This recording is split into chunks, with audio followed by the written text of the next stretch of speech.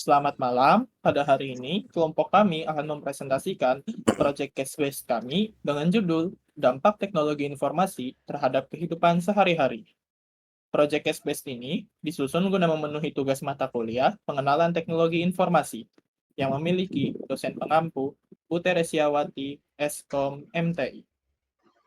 Anggota kelompok kami ada 3, yaitu saya sendiri, Halinur Hasan Dharma, dengan NIM 24105111067. Saya sendiri, Raymond Divi Nathaniel dengan NIM 24105111079. Dan ada saya, Rifkulo Ramadan Anan Multi dengan NIM 2410511075.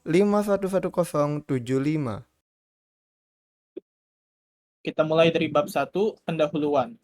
Latar belakang, teknologi informasi atau TI telah menjadi elemen penting dalam kehidupan modern, membawa perubahan signifikan dalam berbagai aspek kehidupan manusia. Teknologi informasi menawarkan kenyamanan, efisiensi, dan kemudahan dalam aktivitas sehari-hari, seperti bekerja, belajar, dan bersosialisasi. Namun, kemajuan ini juga menghadirkan tantangan, termasuk ketergantungan yang berlebihan, ancaman privasi, perubahan pola interaksi sosial, dan penyalahgunaan teknologi. Dengan memahami cara pemanfaatan TI secara bijak, dampak positif bisa kita optimalkan, sementara dampak negatifnya dapat diminimalkan. Rumusan masalahnya ada 3.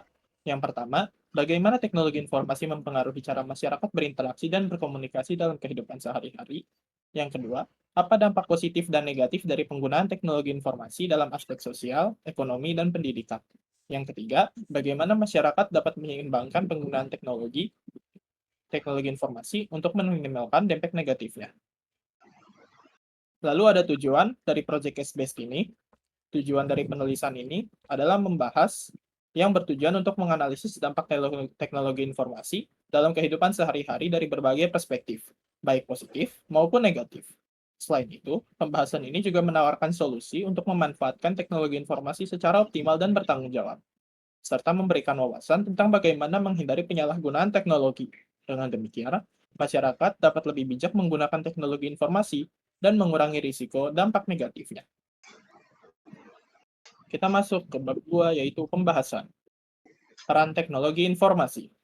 Teknologi informasi telah mengubah cara manusia menjalani kehidupan, dari cara berkomunikasi hingga cara bekerja dan belajar. Dalam kehidupan modern, teknologi informasi dapat menjadi tulang punggung berbagai sistem yang mendukung interaksi global dan efisiensi dalam mengelola informasi. Internet of Things atau IoT memungkinkan perangkat pintar berkolaborasi untuk meningkatkan produktivitas dan kenyamanan. Sementara teknologi informasi lain untuk terus berkembang untuk memenuhi kebutuhan manusia yang semakin kompleks setiap harinya. Yang pertama ada komunikasi. Teknologi informasi merevolusi komunikasi dengan menghapus hambatan jarak dan waktu, melalui perangkat seperti smartphone, laptop, dan aplikasi perpesanan instan. Masyarakat dapat terhubung dengan orang lain di seluruh dunia secara instan. Teknologi informasi juga mendukung komunikasi dalam dunia profesional dan dunia bisnis, seperti melalui email, video conference, dan media sosial. Namun, dominasi interaksi digital dapat mengurangi kualitas komunikasi langsung dan memicu masalah sosial, seperti contohnya isolasi dan kesalahpahaman. Lalu yang kedua ada pendidikan. Di bidang pendidikan, teknologi informasi memberikan akses yang lebih luas melalui pembelajaran jarak jauh dan platform digital, seperti contohnya Ruang Guru dan Brain. Teknologi informasi juga memungkinkan metode pembelajaran yang lebih interaktif menggunakan teknologi seperti AR dan VR. Namun, tantangan utama dalam penerapan teknologi informasi di pendidikan adalah ketidaksetaraan akses, di mana tidak semua siswa memiliki perangkat atau kondisi koneksi internet yang memadai. Hal ini dapat memperburuk kesenjangan pendidikan antara kelompok yang memiliki akses dan kelompok yang tidak memiliki akses. Selanjutnya adalah kesehatan, memudahkan pemantauan dan konsultasi. Teknologi informasi juga turut memiliki kontribusi besar di bidang kesehatan, terutama dalam pemantauan kesehatan dan juga melayani konsultasi medis. Seperti kita bisa menemukan banyak aplikasi kesehatan seperti Halodoc di online yang memungkinkan pengguna untuk memantau kondisi tubuhnya sendiri, mulai dari detak jantung, langkah kaki, hingga siklus tidur. Teknologi yang mendukung ini salah satunya adalah smartwatch, yang dapat membantu kita memantau kondisi keseharian kita dan dalam jangka olahraga kita. Dengan memakai perangkat ini, apapun kondisi kita dan kesehatan tubuh kita dapat dikumpulkan dan data ini sangat bermanfaat bagi profesional medis ataupun pengguna untuk memahami kondisi kesehatan dan tubuh secara lebih mendalam. Selain itu, penerapan Internet of Things juga dilakukan pada aktivitas konsultasi pasien, menggunakan jaringan LAN dan internet sehingga memungkinkan terjadinya konsultasi antara pasien dan dokter secara remote melalui perantara video call atau seperti aplikasi Zoom, Google Meet, dan aplikasi kesehatan tersendiri. Pasien dapat langsung berkonsultasi dengan dokter secara real time melalui online. Namun, seperti halnya dengan penggunaan teknologi lainnya, ada resiko yang muncul dalam penerapan teknologi informasi di bidang kesehatan. Data kesehatan yang disimpan dalam aplikasi atau perangkat seringkali rentan terhadap kebocoran atau pencurian data. Selain itu, keandalan aplikasi kesehatan juga masih perlu diuji secara menyeluruh, terutama jika data yang disediakan digunakan untuk diagnosis atau pengobatan. Selanjutnya adalah kelebihan dan kekurangan penggunaan teknologi informasi. Teknologi informasi membawa revolusi besar dalam berbagai aspek kehidupan, mulai dari komunikasi, bisnis, gaya hidup sehari-hari. TI berperan kunci dalam menghubungkan individu dan meningkatkan efisiensi berbagai aktivitas. Namun, seperti semua inovasi, teknologi informasi seperti pedang bermata dua, memiliki kelebihan dan kekurangan, tetapi juga menghadirkan beberapa manfaat bagi manusia. Yang pertama adalah kelebihan penggunaan teknologi informasi. Teknologi informasi memberikan banyak kelebihan, seperti akses informasi yang lebih cepat dan mudah. Dalam dunia semakin global, individu dapat mengakses informasi dari berbagai belahan dunia dengan hanya beberapa klik. Brown dan Johnson menyebutkan bahwa teknologi informasi sudah membantu mempercepat pengambilan keputusan penting, baik dalam bisnis maupun dalam situasi darurat. Teknologi informasi juga mempermudah komunikasi global. Media sosial seperti Facebook, Twitter, Instagram, dan lain-lain memungkinkan orang untuk tetap terkoneksi dan berbagi informasi secara instan. Media sosial memiliki peran yang penting dalam membentuk opini publik dan memfasilitasi aktivisme sosial, dan TI juga mendorong pertumbuhan ekonomi dengan membuka peluang bisnis yang online yang luas dan memperluas akses pasar, dan menciptakan inovasi baru dalam sektor keuangan seperti transaksi perbankan digital. Selanjutnya adalah kekurangan dan tantangan penggunaan teknologi informasi. Penggunaan teknologi informasi tidak terlepas dari kekurangan. Salah satunya dampak negatif pada kesehatan. Penggunaan perangkat teknologi informasi secara berlebihan dapat menyebabkan gangguan kesehatan mental, seperti kecemasan, depresi, dan gangguan tidur. Ketergantungan tersebut dapat mengganggu interaksi sosial langsung, menyebabkan isolasi sosial dan penurunan kemampuan komunikasi antar individu. Privasi dan keamanan data juga menjadi tantangan besar. Peretas selalu mengembangkan metode baru untuk mencuri informasi sensitif, data penting yang dapat menyebabkan kerugian besar, baik secara finansial maupun emosional. Selain itu, penyebaran hoaks di media sosial menjadi ancaman nyata yang mempengaruhi keamanan sosial dan politik suatu daerah atau negara. Perlindungan cyber juga menjadi masalah serius, terutama di kalangan remaja yang memerlukan perhatian lebih.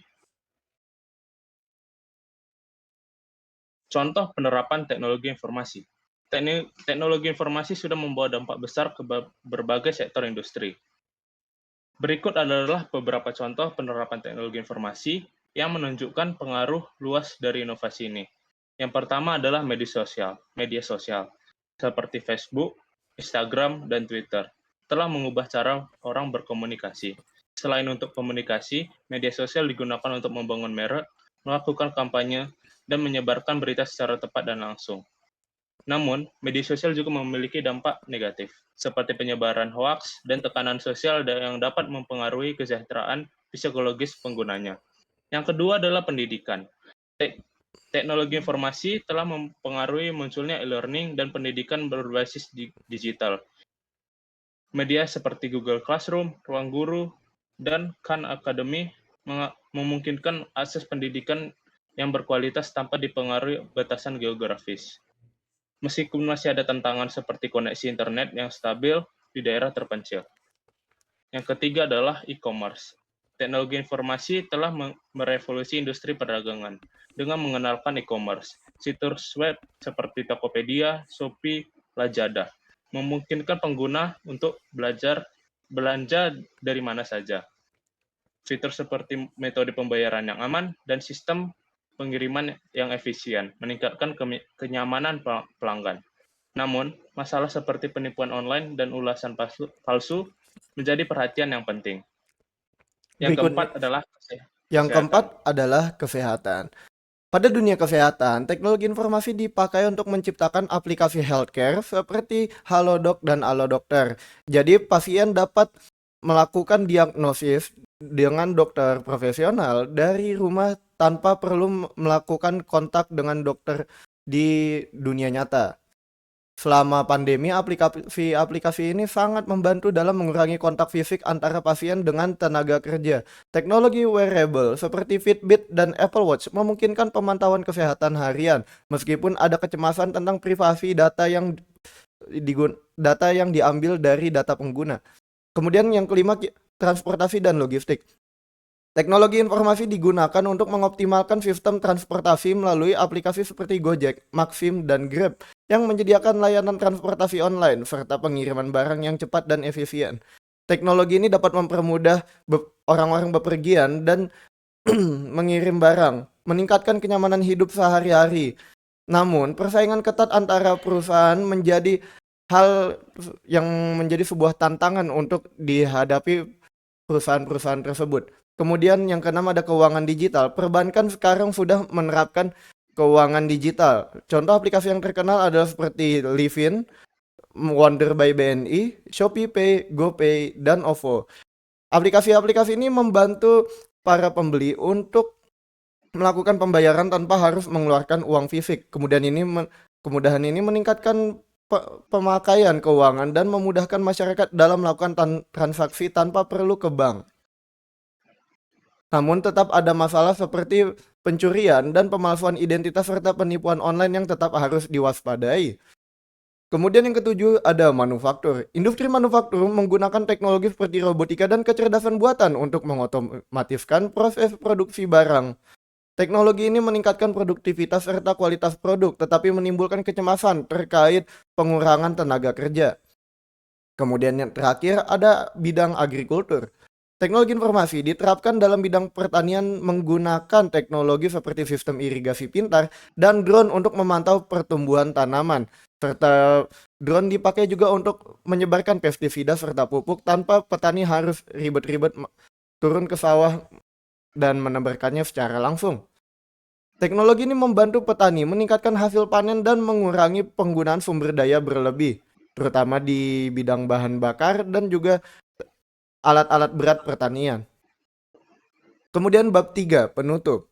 Jadi dapat disimpulkan bahwa secara keseluruhan peran teknologi informasi dalam kehidupan sehari-hari sangatlah besar, memberikan dampak yang positif dan signifikan di berbagai bidang seperti komunikasi, pendidikan, hiburan, dan kesehatan. Di sisi lain, pengguna teknologi informasi juga memunculkan tantangan tersendiri yang perlu diatasi agar dampak negatifnya bisa diminimalisir. Teknologi memang membantu mempermudah kehidupan kita, namun pada saat yang sama, keseimbangan antara pengguna dan teknologi dan interaksi dunia nyata harus tetap dijaga untuk menjaga kualitas hidup yang normal. Kemudian masuk ke saran untuk memaksimalkan dampak positif dari penerapan teknologi informasi dalam kehidupan sehari-hari, penting untuk mengembangkan strategi penggunaan yang bijaksana dan terarah. Salah satu langkah utama untuk meningkatkan literasi digital di masyarakat adalah meningkatkan literasi digital di masyarakat agar mereka mampu menggunakan teknologi informasi dengan optimal dan bijak, serta menghindari resiko seperti penyebaran informasi palsu atau penggunaan teknologi yang berlebihan. Selain itu, penguatan aspek keamanan dan privasi juga menjadi fokus utama, terutama pada aplikasi yang menyimpan data pribadi seperti aplikasi perbankan dan aplikasi e-commerce. Upaya lebih serius diperlukan dalam melindungi data pengguna dari kebocoran dan penyalahgunaan seperti pengembangan regulasi dan sistem keamanan yang lebih canggih. Selain itu, keseimbangan antara penggunaan teknologi dan interaksi sosial juga sangat penting untuk meminimalkan dampak sosial negatif teknologi informasi.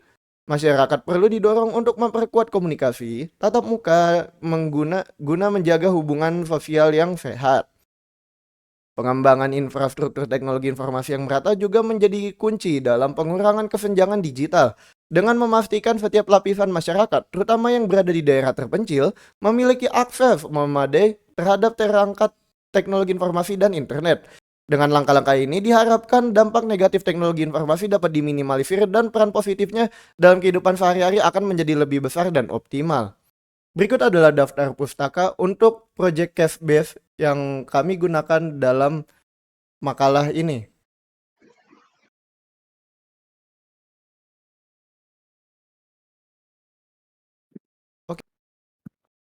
Ya, baik, terima kasih. Sekian terima kasih dari yang bisa kita sampaikan. Kita sangat berharap bahwa Project Case ini dapat membantu orang-orang untuk lebih mengerti dampak teknologi informasi terhadap kehidupan sehari-hari.